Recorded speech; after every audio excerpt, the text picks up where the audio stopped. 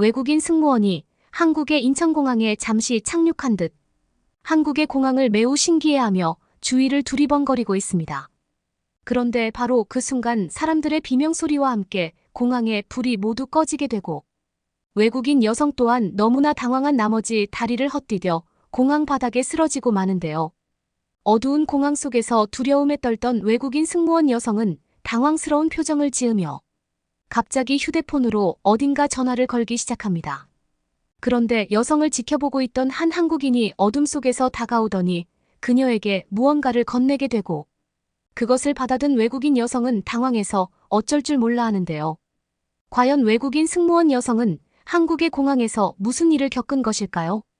애국자 여러분, 영상 시작 전 좋아요와 불우이웃을 위해 끝까지 시청 부탁드립니다.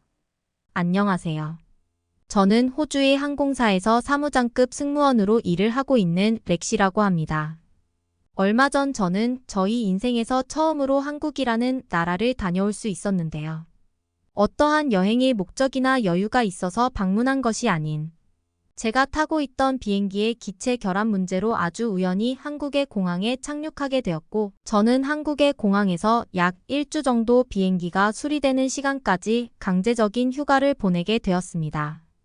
사실 비상 착륙으로 한국에 오기 전까지만 해도 저는 한국이라는 나라가 어떠한 나라인지 전혀 감을 잡지 못하고 있을 만큼 한국인들과 한국이라는 나라에 대해 매우 무지한 상태였는데요. 그도 그럴 것이 제가 근무하고 있던 호주 항공사는 가까운 주변 국가 정도들만 운행하는 정도였기 때문에 한국인을 만날 기회가 거의 없을 뿐더러 저는 단 한 명의 한국인 친구마저 없었기 때문입니다. 하지만 가끔 근무를 마치고 저희 항공 승무원 동료들과 이야기를 할 기회가 있었는데 그럴 때마다 동료들은 한국이라는 나라가 그렇게 좋다면서 자신들은 기회만 된다면 한국을 거치는 다른 항공사로 옮기고 싶다는 말을 하더군요. 동료들은 한국이 휴대폰 하나만으로 살 수 있는 국가라는 말과 함께 호주에서처럼 불편한 생활을 할 필요가 전혀 없는 나라라고 했고 승무원의 근무 환경에서도 한국의 공항과 밀접한 항공사에서 근무를 하는 것이 복지나 대우가 더 좋다는 말을 했습니다.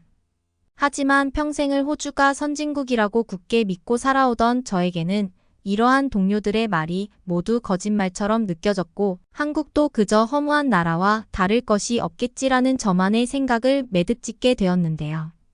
그런데 어느 날 제가 근무를 하고 있던 비행기는 강한 강풍에 기상 악화로 기체가 심하게 흔들리기 시작했고 저는 승객들을 진정시키며 단순한 고도의 차이로 인한 풍속 변화이니 조금만 시간이 지나면 괜찮을 것이라는 비상 대응을 해나갔습니다.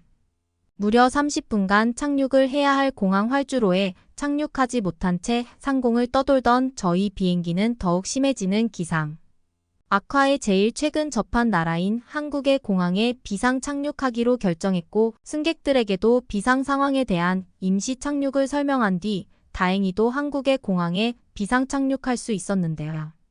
심각한 기상 악화와 강풍 때문인지 비행기는 약 1주 정도의 수리 기간이 필요했고 그렇게 저희 항공사는 승객들에게 어느 정도의 보상을 해주고 곧바로 다른 나라의 비행기를 탈 수 있게 지원까지 해드리게 되었습니다.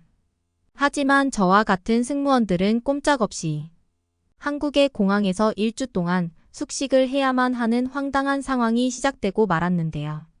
비상 착륙으로 인한 임시 입국이니만큼 한국의 인천공항에서는 저희 승무원들을 꼼꼼히 입국 검사하며 까다롭게 굴기 시작했습니다. 처음에는 왜 이렇게 까다롭게 구는 걸까라고 생각했지만 저는 한국의 인천공항에서 마련해 준 승무원들의 휴식 대기실에 들어간 순간 너무 당황할 수밖에 없었습니다. 공항 내부의 승무원들의 장기간 휴식을 위해 만들어졌던 인천공항 한국인 승무원들의 대기실에는 사실상 저희 집보다 좋을 정도로 없는 것이 없는 공간이었는데요.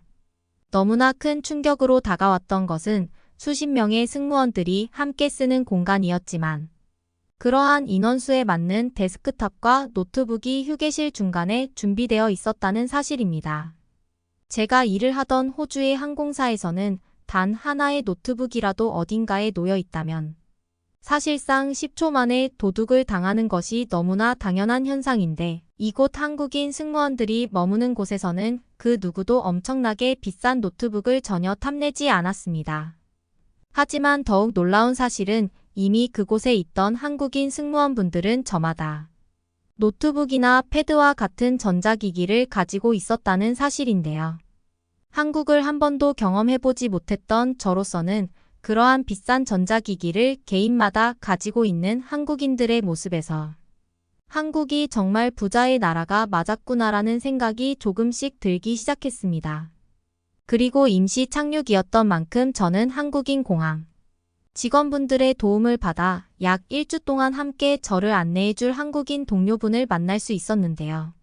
저희 항공사의 비행기 결함과 실수로 비상 착륙을 하게 된 것이었지만 어째서인지 한국의 인천공항에서는 저와 같은 비상 착륙한 외항사 승무원들을 불러 모아 개인마다 한국에서의 휴식이나 간단한 여행을 안내해줄 호주 영어가 되는 한국인 직원분을 붙여주셨고 저는 이러한 시스템을 가진 인천공항에 기겁할 수밖에 없었는데요.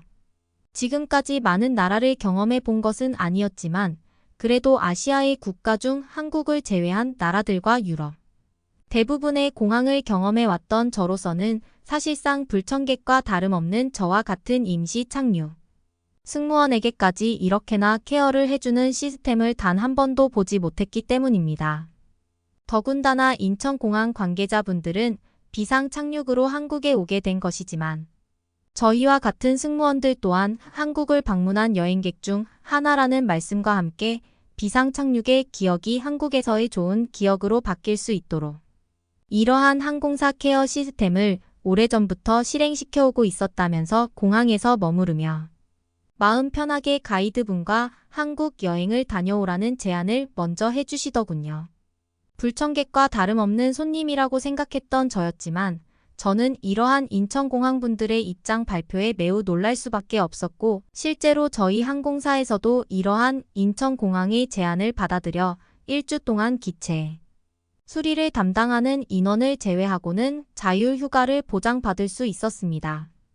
특히 저를 안내해 주기로 약속한 한국인 공항 동료 다현 씨는 영어를 너무나 능숙하게 잘해서 저는 이곳이 정말 선진국의 나라구나라는 생각에 감동을 할 수밖에 없었습니다. 그렇게 시작된 다현 씨와의 급작스러운 한국 여행은 저에게 한국이 왜 대단한 나라인지 깨우쳐준 아주 특별한 시간이었는데요. 특히 제일 놀랐던 것은 제가 근무를 하던 호주 공항이 가지고 있던 인프라와는 전혀 다르게 엄청나게 발달한 인프라가 한국의 공항 근처에는 이미 완성되어 있었다는 사실입니다. 호주에서는 공항 근처에 정말 아무것도 없어서 밥을 한번 먹거나 커피를 마시려고 해도 공항 외부로 몇 시간을 차로 가야만 했었는데 한국에서는 공항 근처에 이미 거대한 도시가 완성되어 있을 만큼 공항이 도시 인프라의 하나와 마찬가지였는데요. 그리고 이에 더해 공항 근처라서 그런지 승무원들에게 필요한 인프라들이 더욱 잘 구성되어 있던 것은 특별히 좋았습니다. 물론 이미 제가 머물기로 한 인천공항의 승무원 휴게실에 모든 것이 준비되어 있었지만 공항 근처 도시를 여행하며 제일 많이 볼 수 있었던 것은 간단한 세탁소는 물론 승무원들이 입고 있는 옷까지 매우 빨리 세탁해주는 전문 작업복 세탁소가 길거리에 셀 수 없이 있었다는 사실인데요. 다현 씨는 저에게 아주 섬세하게 한국이라는 나라에 대해서 알려주기 시작했고 특별한 먹거리들까지 하나하나 소개해주며 저를 한국이라는 나라의 매력에 빠지게 만들었습니다. 저는 정말 이러한 시스템이 너무 좋다고 생각했고 이러한 제도적 제안을 마련해 준 인천공항 관계자분들이 대단하다는 생각까지 들었죠. 그렇게 약 일주일 정도의 공항 외부 휴가를 끝내고 남은 일주일의 시간은 공항 내부에서 한국공항 직원들의 근무처를 견학하기로 계획을 세우게 된 저와 다현 씨는 아쉬운 발걸음을 뒤로 하고 다시 인천공항으로 돌아오게 되었습니다. 그런데 다현 씨가 운전하는 차를 타고 공항 근처에 다가갈수록 제 눈에는 이해할 수 없는 상황이 보이고 있었는데요. 이제 막 저녁 시간으로 접어들고 있었던지라 공항에는 불빛이 환하게 나와야 정상이었지만 제 눈앞에 보이는 것은 그저 어두컴컴한 상태로 보이는 인천공항 건물만이 보였기 때문입니다. 저는 너무나 당황스러워서 다현 씨에게 지금 공항이 정전된 것 같은데 이게 지금 정상이냐 비상 상황이 아니냐고 물어보았고 다현 씨는 저의 질문에 공항 건물을 확인하더니 갑자기 알 수 없는 행동을 하기 시작했습니다. 다현 씨는 엄청나게 다급한 말투로 공항 입구 갓길에 차를 세우더니 지금부터는 실전 상황이라며 자신과 함께 공항 안으로 들어가 사람들을 진정시키자는 도저히 이해할 수 없는 말들을 쏟아내기 시작했는데요.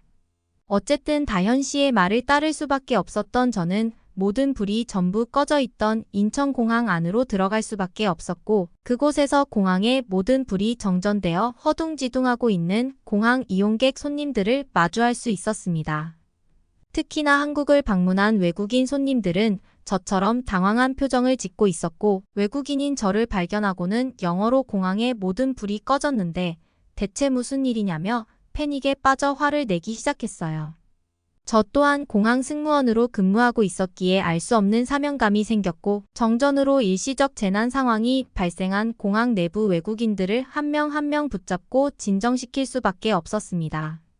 세계 최고 선진국이라는 말만 믿고 한국 여행까지 즐기고 다시 공항으로 돌아온 것이었지만 저는 이러한 충격적인 정전 사태의 결국 한국은 전기 이용료조차 낼 수 없는 가난한 나라였구나라는 생각에 갑자기 이유 모를 화가 나기 시작했어요. 제가 일하던 호주 공항에서조차 단 한 번도 겪지 못한 정전 문제에 저는 시간이 지날수록 분노할 수밖에 없었고 정말 아무런 불빛조차 없는 한국 공항의 모습에 그저 당황할 수밖에 없었습니다. 그런데 바로 그 순간 저는 이상한 광경을 마주하게 되었는데요. 군복처럼 보이는 옷을 입고 보호장비까지 갖춘 그들은 알 수 없는 손에 신호를 보내며 갑자기 공항 안으로 들어왔고 뜬금없이 저처럼 정전 사태로 어리둥절하고 있는 몇몇 인원들을 붙잡고는 한마디씩 말을 건네고 있었기 때문입니다. 그런데 바로 그 순간 저희 등 뒤에서 누군가 어깨를 잡더니 저를 돌려 세웠고 그곳에는 약 30분 전 사라졌었던 다현 씨가 웃는 얼굴로 저를 보고 있더군요. 저는 굉장히 화가 나는 감정에 순간적으로 이게 대체 뭐 하는 짓이냐며 소리를 지르려던 찰나. 갑자기 공항 방송으로 무언가 안내 방송이 나오기 시작했습니다. 그리고 방송을 들은 공항 내부의 사람들은 갑자기 안도의 한숨을 내쉬기 시작하더니 저마다의 짐을 챙겨 어딘가로 걸어가기 시작했는데요. 그리고 바로 그때 공항의 모든 불이 켜지더니 다시 한번 알 수 없는 안내 방송이 나오기 시작했습니다. 하지만 영어로만 방송이 나올 뿐 단 하나도 말을 알아들을 수 없었던 저는 그저 당황하며 가만히 서 있을 수밖에 없었는데요. 그런데 갑자기 다현 씨가 저희 손을 붙잡고는 저에게 휴대폰으로 무언가를 보여주기 시작했습니다. 그리고 그 휴대폰 화면에는 호주어로 적힌 정전 훈련에 대한 매뉴얼과 인천공항 전체가 정전되어 있던 방금과 같은 공항의 상황이 고스란히 찍혀 있었는데요. 알고 봤더니 인천공항에서는 공항의 위험한 상황이나 전기 부족 상황을 대비한 정전 대응 훈련 중이었고 실제로 지금 켜진 불은 비상 발전기를 가동해 불을 켜는 훈련까지 마친 상태라며 다현 씨는 저를 보고는 많이 놀랐죠라며 저를 안심시켜주기 시작했습니다. 놀랍게도 다현 씨는 이미 저와 차를 타고 오면서부터 정전이 되어 있는 공항을 보고는 재난 상황을 대비한 훈련이라는 것을 알고 있었고 차에서 내린 즉시 지금까지 훈련을 받아오던 매뉴얼대로 자신의 임무를 수행하고 돌아왔던 것이었습니다. 하지만 저로서는 어떻게 정전 훈련이 가능한지 도무지 이해가 되지 않았는데요. 만약 호주의 공항에서 이러한 상황이 펼쳐졌다면 그곳에 있던 승무원들은 물론 승객들까지도 엄청난 난동을 피울 것이 뻔했는데 자세히 보니 인천공항의 한국인들은 그러한 훈련 상황이 익숙한 듯 너무나 평온하게 그저 훈련이 끝나기만을 기다리고 있었습니다. 다현 씨는 저에게 이러한 훈련을 주기적으로 실행하는 곳이 바로 인천공항이라며 전 세계 그 어느 공항에서도 인천공항과 같은 실전 훈련을 하는 곳은 아마 전혀 없을 것이라는 놀라운 추가 설명을 해주더군요. 다현 씨의 설명을 듣고 보니 언제 비상 상황이 시작될지 모르는 공항에서 이러한 한국의 재난 상황을 대비한 훈련은 상당히 효과적이라는 생각이 들었고, 저는 이러한 훈련 시스템을 생각해내고 현실화시킨 인천공항의 높은 수준에 기겁할 수밖에 없었습니다. 정전 훈련뿐만 아니라 태풍 훈련, 심지어는 폭설 상황에 대비한 훈련 가이드까지 준비되어 있다던 다현 씨는 비상 착륙으로 한국의 공항에 머물게 된 저와 같은 외항사 승무원들도 이러한 훈련에 함께 참여하고 있다며, 정전 훈련은 1년 중 한 번밖에 실시하지 않는데 제가 굉장히 운이 좋았다는 말을 하더군요. 항상 비상 상황을 대비하고 승객들의 안전을 위해 이러한 훈련을 실행하는 한국 공항의 모습에 저는 진정한 선진국이 무엇인지 진심으로 느낄 수 있었습니다. 그리고 이에 더해 이러한 훈련 상황을 인지하고 훈련에 함께 참여하거나 그러한 시간을 기다려준 한국인들의 선진 시민의식은 더욱 놀라울 지경이었죠. 모든 훈련이 종료되고 저는 다현 씨와 함께 인천공항 승무원들이 모이는 집결지로 이동하게 되었고, 그러한 설명을 통해 저는 전투복을 입고 있던 인원들이 혹시 모를 비상 상황을 대비한 군부대의 훈련이었다는 것을 알 수 있었고, 제가 생각했던 것보다 훨씬 스케일이 큰 인천공항의 정전 훈련의 설명을 들으면서 계속 놀라게 되었습니다. 훈련에 참가하는 인원들만 무려 200여 명이 넘는 대규모 정전 훈련이었고, 저희 눈에 보이는 공항의 정전 상황뿐만 아니라 전력 비상 시스템을 가동하고 전기를 일부러 정전시키는 인원들은 실전과 같은 상황을 만들기 위해 보이지 않는 곳에서 더욱 노력하시는 분들이셨죠.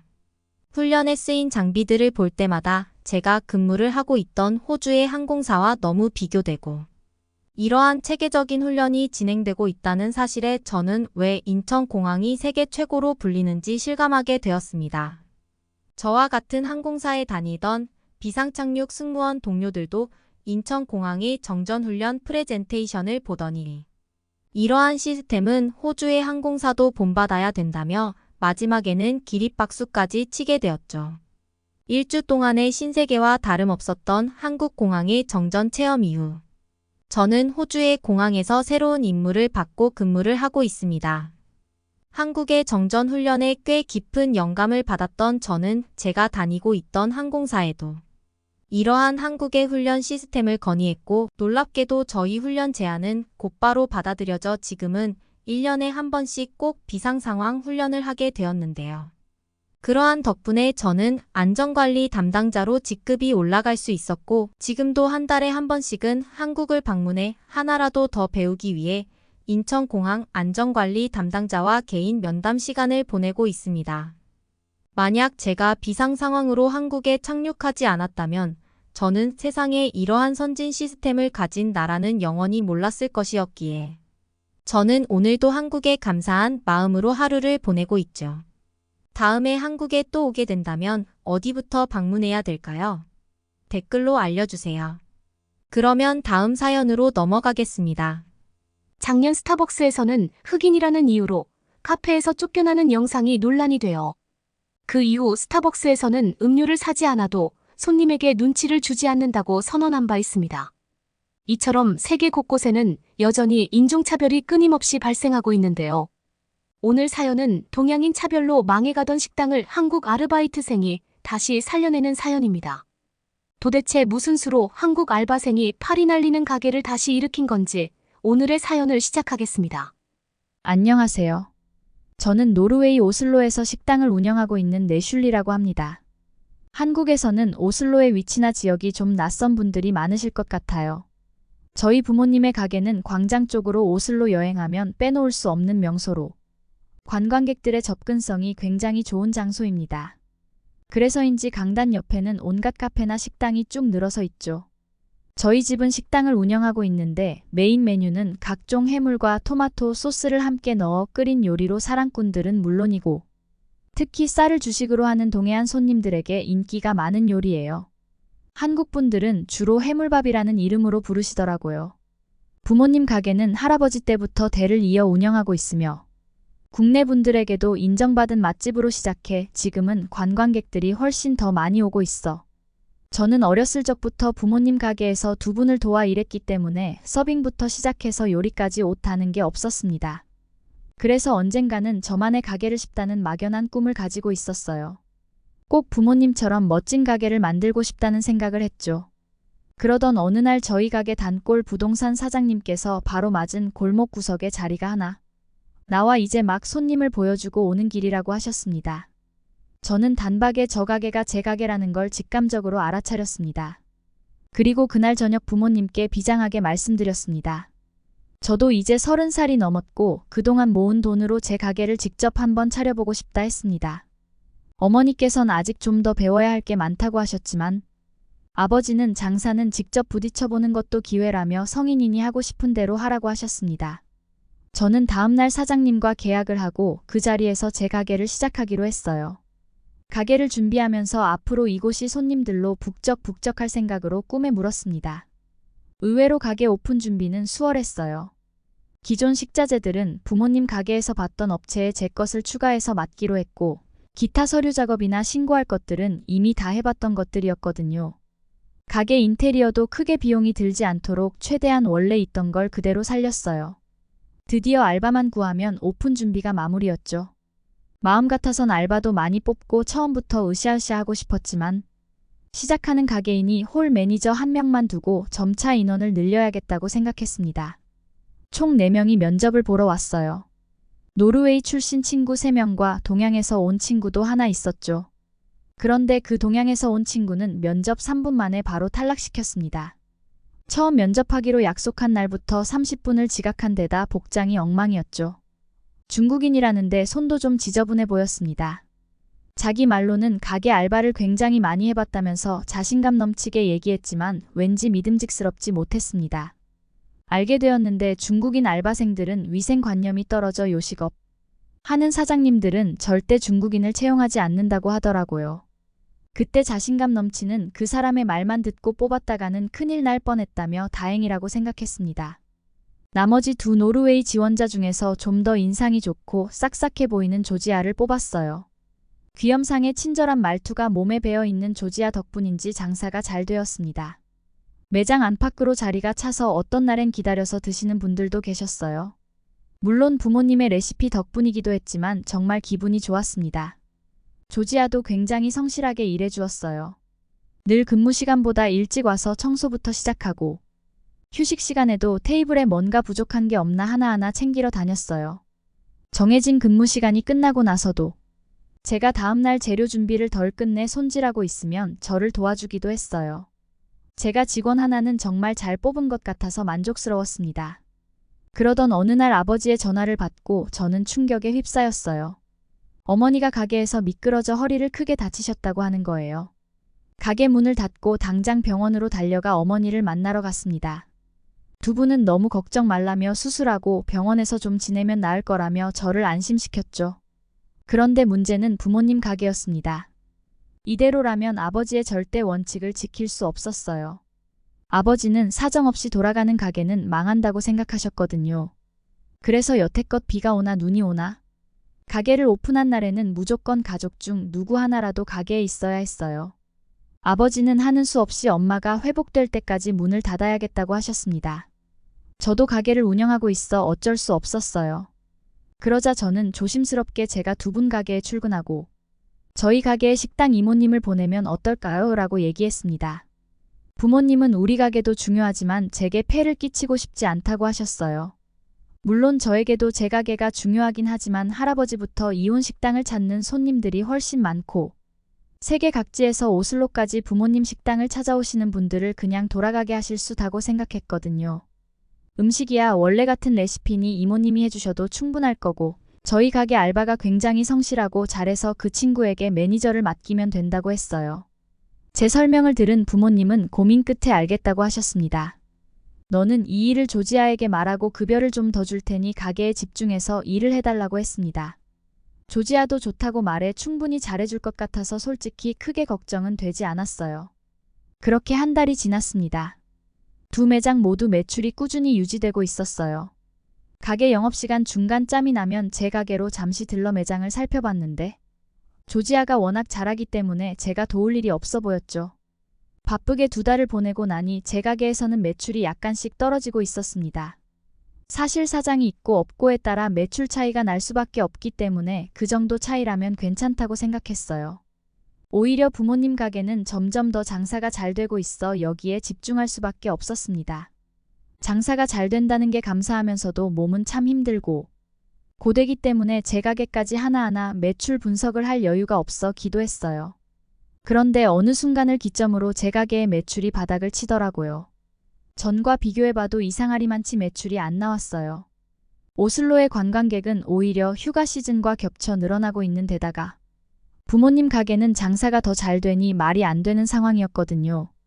조지아는 자기도 이유를 모르겠다며 최선을 다해 손님을 응대하고 있는데 이쪽이 골목 안쪽이라 아무래도 관광객들 시선을 덜 받는 곳이라 그런 것 같다고 했죠. 그렇지만 이렇다 할 대책 없이 손 놓고 가만히 있을 순 없었어요. 1주 정도 지나면 아버지의 도움 없이 어머니 혼자 병원 생활이 가능하기 때문에 아버지가 돌아오시기로 했어요. 그러면 저도 다시 제 가게로 복귀할 수 있다고 생각하고 대책을 세우기 시작했어요. 부모님 가게 마감 시간을 1주만 빨리 닫기로 하고 제 가게로 출근했습니다. 주변을 살펴봤더니 제 가게 쪽으론 아예 발길이 닿지 않더라고요. 저보다 더 구석에 있는 식당에는 손님들이 어느 정도 앉아 있었고 관광객들도 종종 보였습니다. 분명 저 집보다는 우리 집이 훨씬 잘 되곤 했는데 답답한 마음이 들었죠. 제가 근처를 서성이고 있는데 바로 맞은편. 슈퍼 사장님께서 저를 보자마자 안쓰럽다는 듯 음료 하나를 손에 쥐어주셨습니다. 사장님께선 관광객들이 다 돌아서서 이제 어쩌냐면서 가게를 정리할 거냐고 물어보시는 거예요. 아니 저는 무슨 말씀인지 몰라 사장님께 그게 무슨 말씀이시냐고 여쭤봤죠.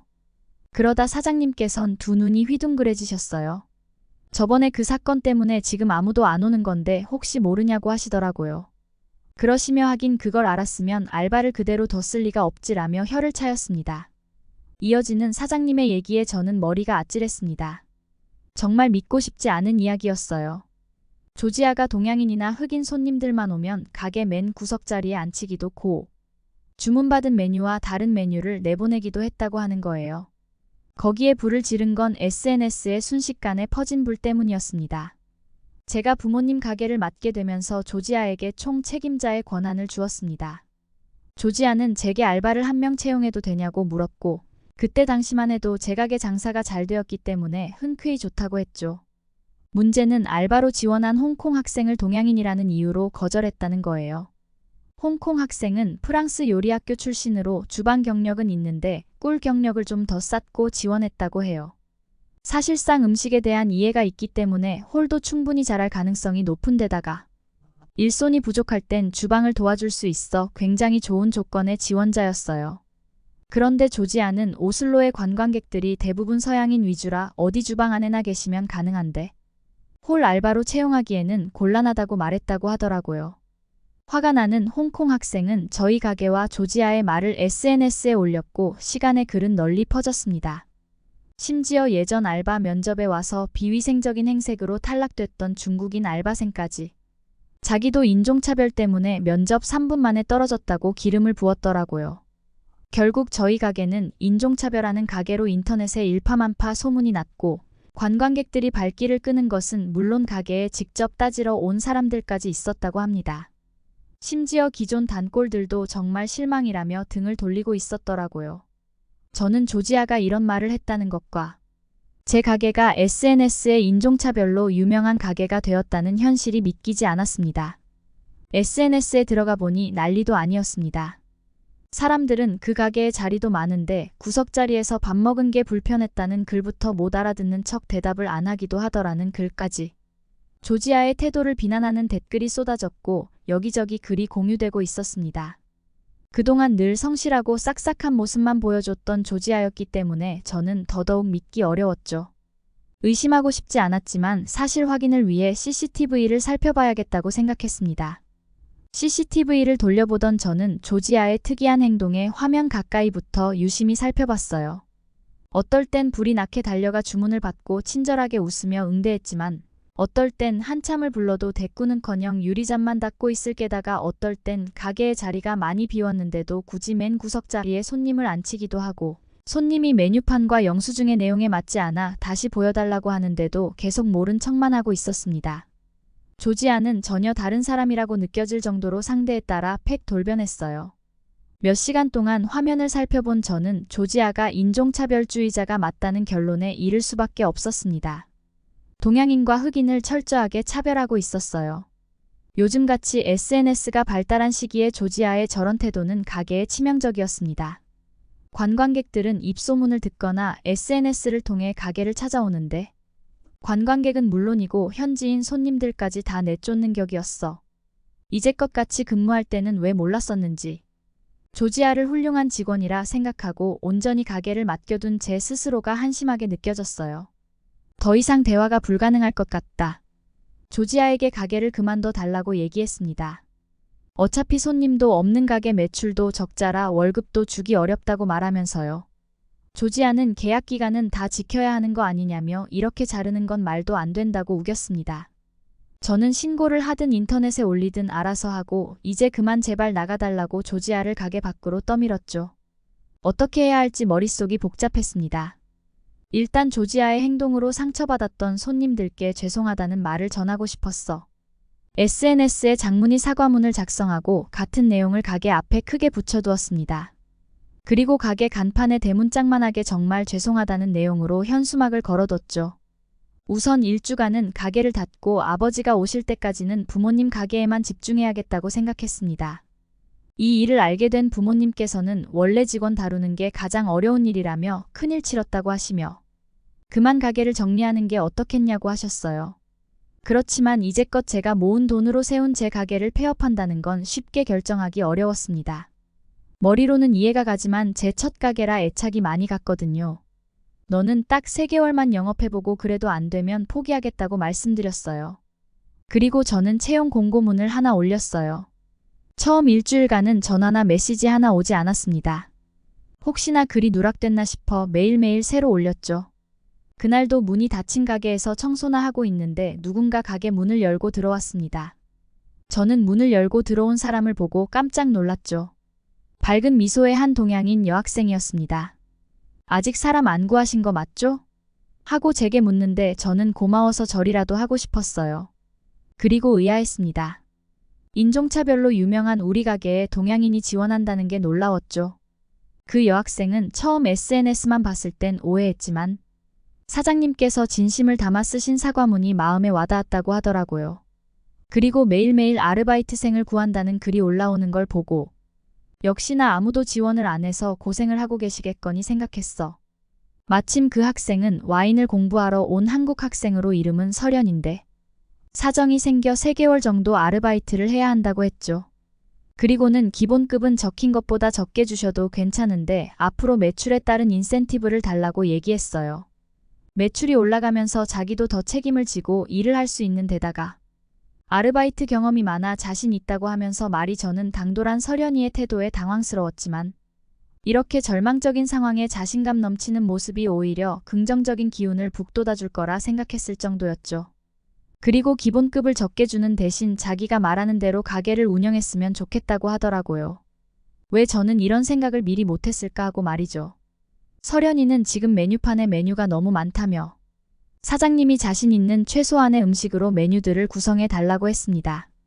게다가 메뉴판에 이미지를 넣어 손님들이 확실하게 알 수 있도록 구성하는 게 좋겠다고 했어요. 그리고 자기가 SNS에 가게를 홍보할 텐데 그 부분은 전적으로 본인에게 맡겨달라고 했습니다. 그리고 이어지는 설현이의 말에 저는 제 귀를 의심했습니다. 3일 뒤부터 장사를 시작하는데 장사 첫날은 무료로 음식을 제공하자고 했죠. 이렇게 시작하면 아무도 안 올 거라고 하면서 큰 행사를 하나 하는 게 좋겠다고 덧붙였습니다. 아르바이트를 좀 해봤다고 이렇게까지 장사에 빠삭하다니 보통 똑똑한 게 아니라는 느낌이 들었습니다. 그리고 왠지 정말 다시 성공할 수 있을 것만 같은 생각이 들었죠. 설현이의 의욕적인 태도에 저도 덩달아 힘이 불쑥 쑤었습니다. 오픈을 준비하는 3일 동안 설현이와 의논하여 메뉴의 개수를 대폭 줄이고 음식을 만드는 모습과 음식 사진을 찍어 메뉴판을 리뉴얼했어요. 그리고 그 모습을 그대로 SNS에 올려 사람들에게 홍보했습니다. 아무래도 인종차별 사건 때문에 마음 상한 분들이 많은지 댓글과 좋아요 수는 미미했죠. 그리고 무료로 음식을 제공하기로 한 첫 오픈날 슬쩍 자신이 없었어요. 아무리 공짜라도 한번 마음 상한 손님들을 되돌리기엔 역부족이었어요. 그런데 30분도 지나지 않아 사람들이 막 들어오더라고요. 저는 서련이에게 이게 웬일이냐며 들떴습니다.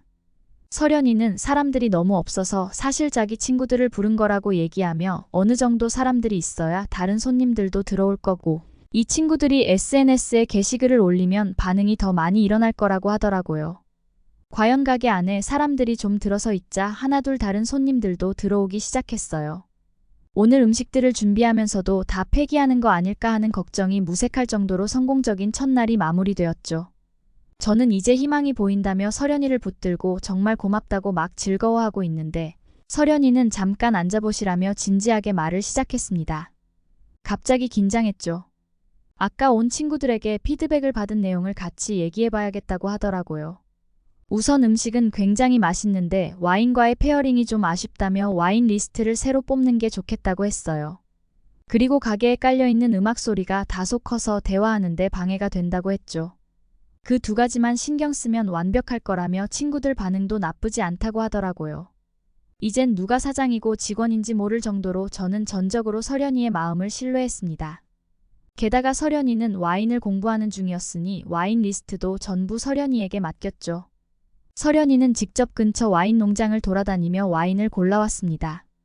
둘째 날부터 본격적인 영업이 시작되었는데 어제 반응이 나쁘지 않았는지 손님들이 하나둘 들어오기 시작했어요. 서련이는 친절하게 손님을 응대했고 손님들의 반응도 나쁘지 않았습니다. 예전만큼은 아니지만 서서히 매출이 오르기 시작했어. 그런데 어느 날 저는 가게에 들어선 손님을 보고 깜짝 놀랐습니다. 바로 조지아가 거절한 홍콩 아르바이트 지원자였어요. 그런데 서련이가 아주 반갑게 그 홍콩 지원자에게 다가와서 와주셔서 감사하다고 사장님께서 꼭 대접하고 싶어 하셨다며 자리로 안내하는 거예요. 저는 미처 이런 부분까지 생각도 못했는데 서련이의 센스가 빛을 발했습니다. 저 역시 그분에게 다가가 그땐 정말 죄송했다고 오늘 죄송한 마음을 담아 정성껏 음식을 제공하겠다고 했습니다. 저는 최선을 다해 음식을 만들어드렸고 그분은 제게 미안하다고 했어요. 그때 그 일을 사과하셔야 하는 분은 따로 있고 사장님께 이렇게 큰 피해를 끼칠 의도는 아니었는데 본의 아니게 이렇게 되었다며 고생 많으셨겠다고 하시더라고요. 일이야 어찌 됐든 그런 사람을 채용해놓고 관리를 못한 제 잘못이었다고 얘기하며 훈훈하게 마무리되었습니다. 그런데 한 일주일쯤 지나서였을까요? 아침 출근길에 저는 제 가게를 잘못 찾아온 줄 알았습니다. 제 가게 앞에 손님들이 길게 늘어서 있더라고요. 도대체 이게 무슨 일인가 싶어 서련이에게 연락을 했습니다. 서련이는 그때 그 홍콩 아르바이트 지원했던 분께서 SNS에 장문의 글과 사장님 요리 사진을 올리며 그때 일은 잘 마무리됐으며 사장님 음식이 정말 맛있어 극찬을 했고 그 글을 본 사람들이 사장님 음식을 먹어보고 싶다며 손님들이 잔뜩 몰린 거라고 하더라고요. 저는 왈칵 눈물이 쏟아질 뻔했어요. 진심은 통한다더니 불과 얼마 전만 해도 파리만 날리는 망에 가던 가게였는데 지금은 이렇게 사람들이 수소문에 찾아오는 식당이 되다니 감격스러웠죠. 오히려 예전보다 더 매출이 잘 나왔습니다. 계약에 따라 매출 일부를 서련이에게 주게 되어 서련이는 꽤 많은 월급을 가져갔죠. 하나도 아깝지 않았습니다. 오히려 더 많이 주고 싶었죠. 부모님도 이번엔 아르바이트생을 정말 잘 뽑았다며 그런 사람 정말 없다고 무조건 잘해주라고 하셨습니다. 저는 서련이가 시키는 대로 하라면 하고 말라면 말고 서련이의 명령대로 움직였죠. 그리고 어느덧 제가 딱 3개월만 해보고 장사를 접어야겠다 다짐한 시간이 흘렀습니다. 이제 저희 가게는 골목에서 가장 잘 나가는 식당이 되어 제가 예전에 꿈꿨던 목 좋은 곳으로 확장 이전을 준비하고 있어요. 그런데 서련이의 말을 듣고 저는 절망하고 말았습니다. 3개월의 계약 기간이 끝나가고 있으니 한국으로 돌아간다고 하는 거예요. 저는 너무 아쉬워서 급여든 뭐든 부족한 게 있었냐고 말만 해달라고 했지만 서련이는 자기의 원래 꿈을 찾아 떠나는 거라 어쩔 수 없다고 했죠.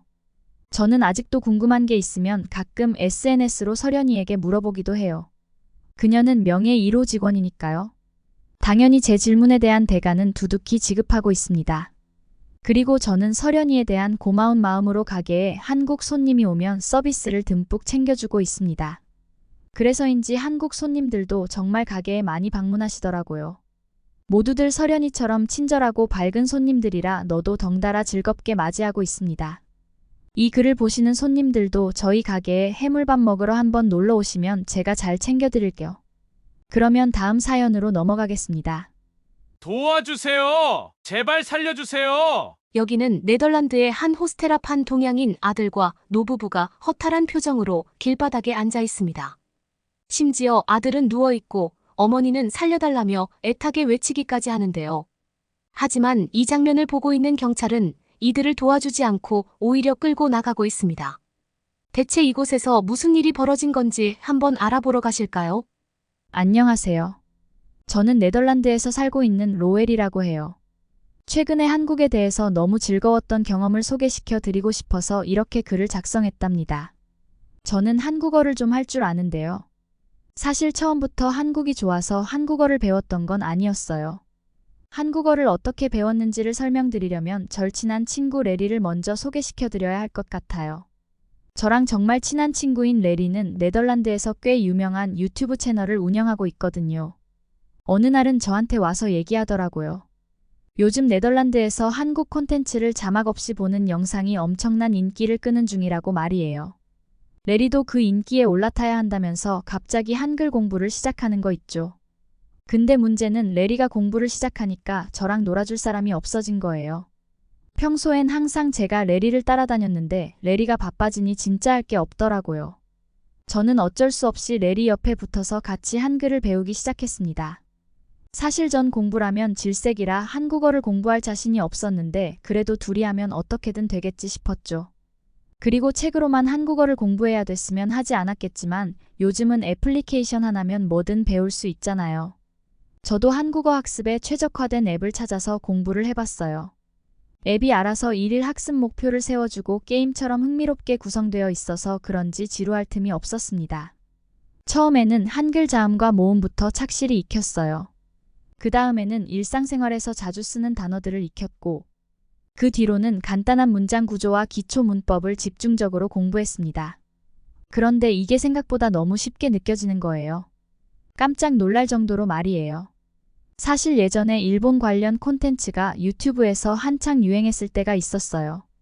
그때도 레리가 일본어를 배우기 시작해서 저도 덩달아 일본어를 배워보려고 했던 적이 있었거든요. 하지만 일본어는 배우다 보니 이건 정말 아니다 싶더군요. 히라가나와 카타카나뿐만 아니라 한자까지 너무 많이 외워야 돼서 그런지 어렵기도 하고 재미없어서 금방 포기하고 말았답니다. 그런데 한국어는 일본어와 다르게 매우 쉬웠어요. 오죽하면 한국어 알파벳을 단 2시간 만에 모두 익힐 수 있었다니까요. 처음 접하는 언어치고는 상당히 공부하기가 편하다는 생각이 들더라고요. 이렇게 한국어에 발을 들여놓고 보니 한국 콘텐츠가 전 세계적으로 얼마나 사랑받는지 궁금해졌어요. 그래서 열심히 찾아봤더니 깜짝 놀랄 만한 사실을 발견했습니다. 넷플릭스에서 영어를 제외한 언어 중에 한국어로 된 드라마가 시청률 1위를 차지하고 있다는 거 아니겠어요? 왜 진작 한국어를 배우지 않았을까? 살짝 후회하기도 했지만 그래도 지금이라도 배워서 다행이다 싶었어요. 전 당연하게도 영어 다음으로 스페인어를 쓰는 나라가 많으니까 스페인 드라마가 비영어권 드라마 중 1등일 거라고 예상했거든요. 그런데 한국이 선두라니 정말 뜻밖이었어요. 한국 콘텐츠가 세계인의 마음을 사로잡은 걸 새삼 실감하게 되는 순간이었습니다. 레리랑 저는 어느 정도 한글에 익숙해지자 넷플릭스에서 한국 드라마를 함께 보기로 약속했어요. 수많은 작품 중에서도 오징어 게임을 고른 이유는 단 하나였습니다. 그 드라마가 영어권까지 포함해서 전 세계 1위에 등극했다고 하더라고요. 이미 워낙 유명한 작품이기도 하고 어떤 내용일지 상상이 안 가니 호기심이 폭발했답니다. 늦은 밤에 레리네 집에 찾아가서 둘이 앉아 오징어 게임을 틀었어요. 그런데 정신을 차려보니 어느새 해가 뜨고 있더라고요. 저희는 첫 화를 시작으로 마지막 회까지 한순간도 눈을 떼지 않고 밤새 몰아보는 신기록을 세웠답니다. 사실 1화만 보고 대충 영상을 찍고 다른 걸 하기로 약속했는데 마지막 화를 보고 저희 둘은 어이가 없어서 서로 웃고만 있었어요. 오징어 게임이라는 드라마는 정말 놀라움의 연속이더군요. 독특하고 화려한 색감이 새로웠고 예측 불가능한 전개는 물론이고 무엇보다 한국의 전통놀이를 소재로 했다는 점이 신선하게 다가왔습니다. 보는 내내 재미와 궁금증 그리고 감탄이 끊이지 않았답니다. 전 대학을 졸업하고도 마땅히 하는 일이 없었거든요. 이렇게 계속 놀고만 있을 순 없겠다 싶어서 아무거나 좋으니 아르바이트라도 시작해야겠다고 결심했습니다. 적당한 공고가 있나 이리저리 찾아보던 도중 마침 저희 집 근처에 위치한 호스텔에서 프론트 데스크 알바생을 구한다는 공고를 봤어요. 알바하러 먼 곳까지 갈 생각도 없었고 아르바이트를 많이 알아볼 엄두는 나지 않아서 집 앞 호스텔에 바로 지원서를 냈습니다. 면접을 볼 때 사장님이 절 유심히 살펴보시더니 내일부터 출근하는 게 어떻겠냐고 제안하시는 거예요. 망설일 이유가 없었습니다. 당장 좋다고 대답했어요. 사장님께서는 다른 나라 사람들은 모두 괜찮지만 혹시나 중국인 관광객들이 오면 꼭 자신을 불러달라고 신신당부를 하시더라고요. 왜 그래야 하는지 순수한 마음에 궁금해서 여쭤봤더니 중국인 손님들을 상대하는 게 여간 까다로운 일이 아니라면서 얼버무리시는 거예요. 솔직히 처음엔 사장님께서 무슨 말씀을 하시는 건지 잘 몰랐어요. 한 달 정도 지나자 저는 호스텔 일도 손에 있고 외국인 고객분들도 다들 친절하게 대해주셔서 큰 어려움 없이 적응할 수 있었습니다. 그 중에서도 특히 눈에 띄는 관광객들이 있었으니 그건 바로 한국에서 오신 분들이었습니다. 한국 분들은 제가 부탁드리기도 전에 항상 예약 확인서와 여권을 미리 꺼내 카운터에 내밀어 주시더라고요. 게다가 여느 때처럼 환한 미소로 저를 대해주셨고 어떻게든 영어로 말씀을 하시려고 최선을 다하시는 모습이 너무나 인상 깊었어요. 물론 유럽이나 미주에서 방문하시는 다른 분들도 영어를 쓰시긴 해요. 하지만 그분들은 자기 할 말만 뱉어내고 제 말은 듣는 둥 마는 둥 하는 경우가 다반사였습니다. 여권이나 예약 내역을 요청해도 짐을 뒤적이느라 한참을 오래 기다리게 만들곤 했고요. 그러다 보면 줄 서 계신 다른 고객분들도 불편해하는 게 훤히 보였어요. 괜히 제가 민망한 거 있죠. 이러다 보니 차라리 한국인 관광객들만 손님으로 오면 얼마나 좋을까 싶은 상상을 하게 됐어요. 그래서 저는 사장님께 한국인 관광객분들도 잘 상대하니 중국인 관광객도 잘 상대할 수 있다고 말씀을 드렸답니다. 그런데도 여전히 사장님이 중국인 관광객 얘기만 나오면 절대 혼자 상대하고 있지 말라고 말씀하시더라고요. 솔직히 사장님께서 제가 못 믿어워서 그러시는 거겠거니 하고 서운한 마음은 있었지만 그냥 별 생각 안 하기로 했죠. 아니 중국이랑 한국이 바로 옆에 있는 나라고 같은 아시아권 아니에요? 사장님께선 뭘 그리 다르게 생각하시나 싶어 어떻게든 설득해 보려고 했지만 머리를 쥐어짜봐도 답이 나오지 않았습니다. 이때까지 저는 한국인과 중국인 사이에 엄청난 차이가 있다는 사실을 몰랐던 거죠. 그리고 며칠 후 저는 잊을 수 없는 사건을 통해 그 차이를 깨닫게 됩니다. 매일같이 분주하게 일하던 어느 날, 다음 날에 사장님께서 급한 사정이 있으시다며 야간 근무로 교대해 줄 수 있겠냐고 물으셨어요. 게다가 평소보다 2배나 많은 알바비를 주겠다고 하셔서 저는 고민도 할 것 없이 흔쾌히 승낙했답니다. 든든하게 저녁을 먹고 나서 호스텔로 향했는데 밤 근무라고는 해도 낮과 별반 다를 바가 없었습니다. 오히려 주간 때보다 손님이 뜸해서 좋았어요. 자정이 다 되어가니 늦은 체크인도 없을 것 같고 숨 좀 돌릴 수 있겠다 싶었답니다. 그런데 그때 갑자기 동양인으로 보이는 몇 분이 프론트로 성큼성큼 다가오는 게 보였어요. 저는 이분들이 틀림없이 한국인 관광객일 거라 여기고 괜히 기분이 좋아졌습니다. 하지만 가까이 다가오는 모습을 자세히 보니 옷차림도 허술하고 꿉꿉한 냄새까지 풍기는 거예요. 갑자기 그 순간 본능적으로 이 사람들이 한국 사람이 아닐 수도 있겠다는 생각이 들더라고요. 제가 그 동양인 분들한테 영어로 여권을 보여달라 하고 예약하신 날짜가 어떻게 되냐고 정중히 물었더니 그 손님들은 말없이 여권만 탁 내미는 거예요. 한국 분들이었다면 이렇게 무뚝뚝하지 않으셨을 텐데 좀 이상하다 싶었죠. 여권을 펼쳐들자 국정란에 중국이라고 적혀 있었습니다. 여권 표지 색깔 역시 한국 여권의 초록과 파랑색이 아닌 진한 자주색이었고요. 갑자기 사장님이 중국인 관광객이 올 때마다 꼭 자기한테 연락하라고 당부하셨던 게 떠올랐어요. 하지만 지금 제 눈앞에 이 사람들은 딱히 다른 외국인 관광객들과 구별되는 점이 없어 보였거든요. 굳이 사장님께 연락드릴 필요는 없겠다 싶었습니다. 다시금 그 중국인 관광객께 예약 날짜를 여쭤봤는데 가장 앞에 서 계셨던 노부부가 대꾸는 하지도 않고 절 노려만 보시는 거예요. 그 옆에 있던 아드님으로 추측되는 분이 굉장히 어색한 영어를 쓰면서 큰 목소리로 오늘이 체크인 날짜이니까 정규 입시 시간까지는 로비에 머물겠다고 말씀하시더라고요. 알아듣는 게 진짜 힘들었답니다. 그때 시간이 새벽 2시가 넘어가는 시간이었는데 정규 입실 시간까지 로비에 묵는다니요. 체크인까지는 무려 7시간도 더 넘게 남은 시점이었어요. 그런데 체크인할 때까지 로비를 차지하고 있겠다는 게 정말 황당하게 느껴졌고 머리가 말 그대로 새하얘지는 게 느껴지더군요. 당연히 저는 그 고객분들께 아주 친절하게 안타깝지만 그건 좀 어려운 요청이라고 말씀드렸어요. 차라리 다른 곳에서 잠시 쉬어가시든지 아니면 지금 빈 방이 있으니 하룻밤이라도 투숙하시는 게 어떨지 제안했습니다. 그런데 그 중국인 관광객들은 그건 절대로 안 된다면서 저한테 버럭 화를 내기 시작하는 거예요.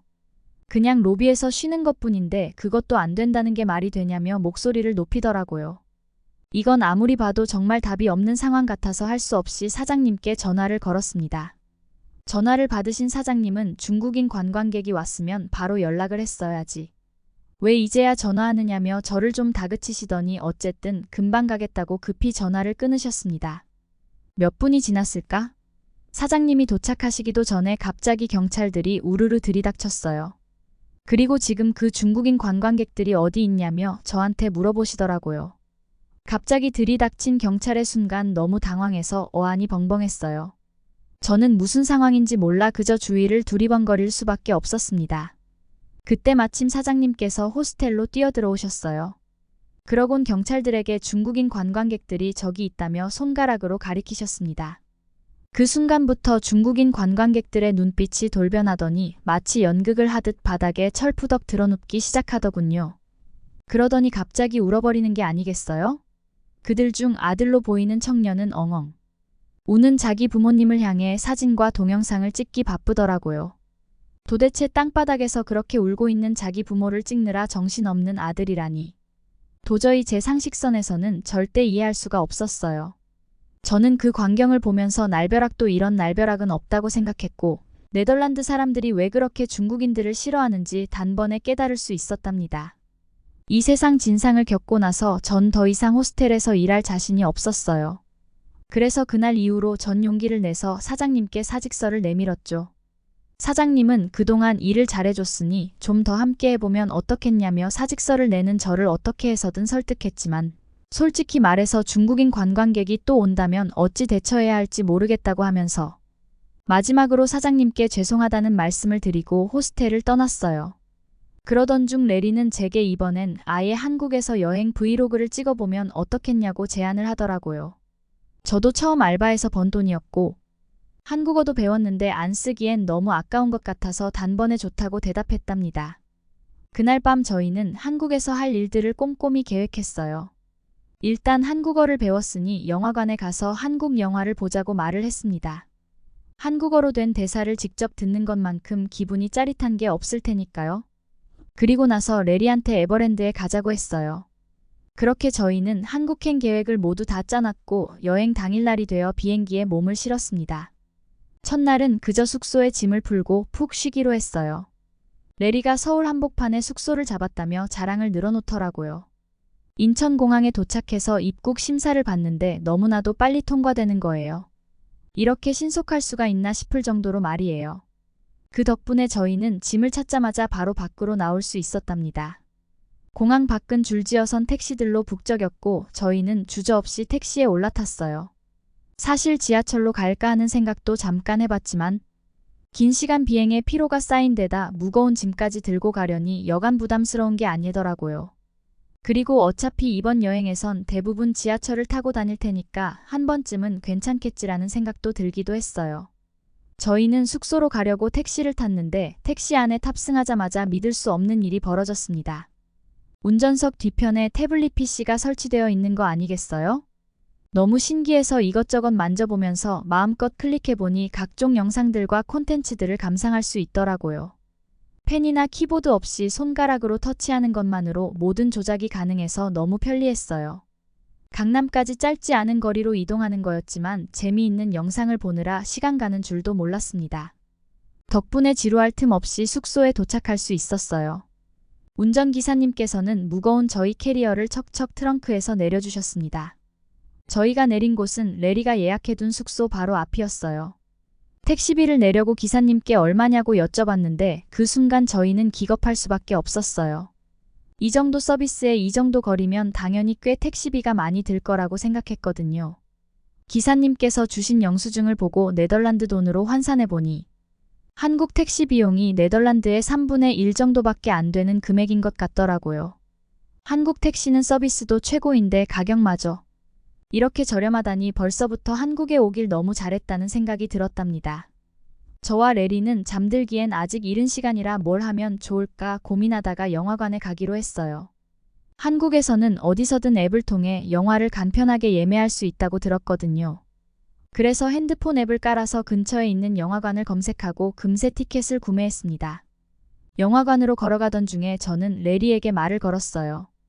영화도 오랜만에 보는데 팝콘 사러 매점 먼저 갈까 하면서 물어보니까 레리도 좋다고 하더라고요. 한국에서의 팝콘이 사실 네덜란드하고 많이 차이 나지는 않겠지만 그래도 영화를 보면서 팝콘이 빠질 수는 없는 거잖아요. 그래서 저는 팝콘을 주문하러 갔어요. 그런데 직원분이 매점은 옆쪽 카운터에서 주문해야 한다고 안내해 주시는 게 아니겠어요? 전 깜짝 놀랄 수밖에 없었답니다. 왜냐하면 네덜란드의 영화관에선 티켓을 파는 직원이 간식도 함께 판매하거든요. 영화 티켓과 팝콘을 따로 구매해야 하다니. 한국은 정말 세세한 부분까지 업무를 나눠서 철저히 관리하는구나 하는 생각이 들더라고요.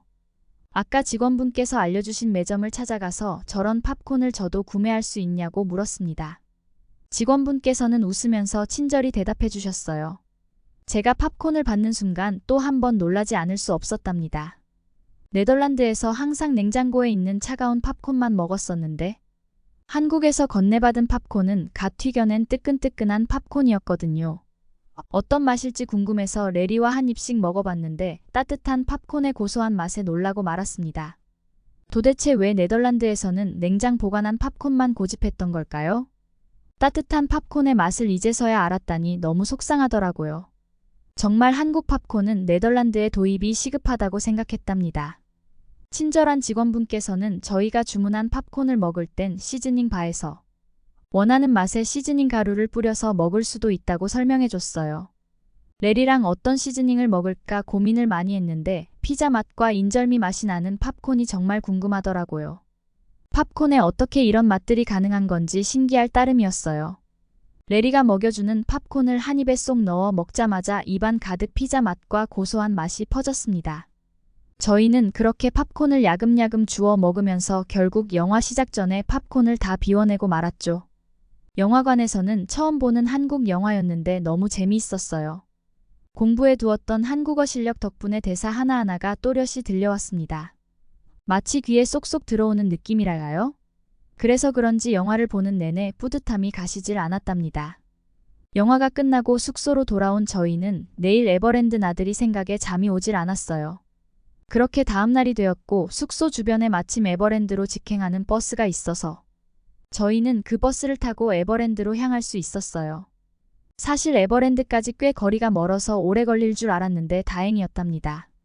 에버랜드에 도착하자마자 저희는 곧장 레리의 손을 잡고 티익스프레스라는 롤러코스터로 내달렸어요.